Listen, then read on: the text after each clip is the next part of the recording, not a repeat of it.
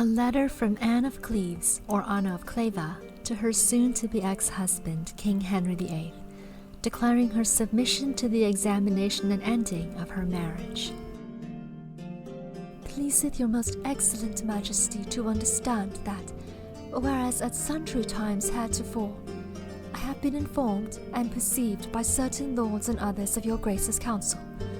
of the doubts and questions which have been moved and found in our marriage, and how had petition thereupon been made to your Highness by our nobles and commons, that the same might be examined and determined by the holy clergy of this realm, to testify to your Highness by my writing that which I have promised by word and will, that is to say, that the matter should be examined and determined by the said clergy.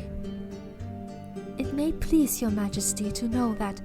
though this case must needs be most hard and sorrowful unto me, for the great love which I bear to your most noble person, yet having more regard to God and his truth than to any worldly affection, as it beseemed me, at the beginning,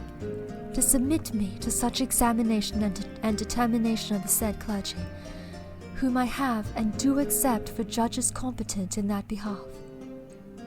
So now, being ascertained how the same clergy had therein given their judgment and sentence, I acknowledge myself hereby to accept and approve the same, wholly and entirely putting myself, for my state and condition, to your Highness's goodness and pleasure, most humbly beseeching your Majesty that, though it be determined that the pretended matrimony between us is void and of none effect, whereby I neither can nor will repute myself your Grace's wife, considering this sentence whereunto I stand, and your Majesty's clean and pure living with me, yet it will please you to take me for one of your humble servants, and so determine of me as I may sometimes have the fruition of your most noble presence, which I shall esteem for a great benefit. So, my lords and others of your Majesty's council, now being with me, have put me in comfort thereof,